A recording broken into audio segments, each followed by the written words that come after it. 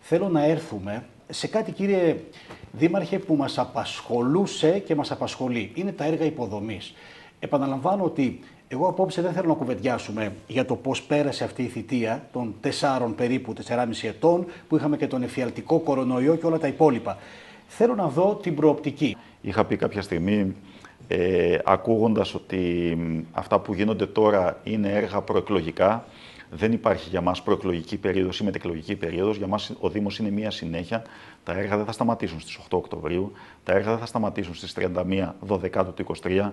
Τα έργα συνεχίζονται και με τον προγραμματισμό που έχουμε κάνει, όχι μόνο θα αυξηθούν, αλλά θα δώσουν και μία άλλη πνοή, μία νέα εξέλιξη στον Δήμο Καστοριάς, μία πιο σύγχρονη μορφή. Έχει ξεκινήσει κάτι το 22, το 23 και θα συνεχιστεί 24 και θα το δούμε να ολοκληρώνεται το 25, ας πούμε. Αυτή την χρονική περίοδο που μιλάμε, δημοπρατούμε την μελέτη για το πνευματικό κέντρο. Γίνεται αρχιτεκτονικός διαγωνισμός. Σε 16 μήνες θα υπογράφουμε μάλλον τη σύμβαση και σε 16 μήνες από σήμερα θα έχουμε την οριστική μελέτη του πνευματικού. Από εκεί και πέρα όμως, επειδή υπάρχει για το συγκεκριμένο έργο εξασφαλισμένη χρηματοδότηση μέσα από το πρόγραμμα Αντώνης Τρίτσης, ήταν σε 2 τμήματα το συγκεκριμένο έργο.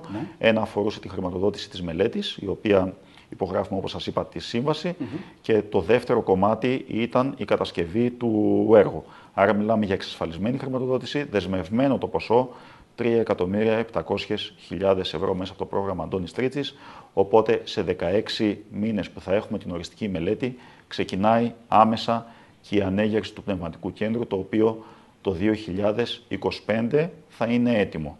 Εγώ σας μιλάω με χρονοδιάγραμμα, σας μιλάω με ημερομηνίες.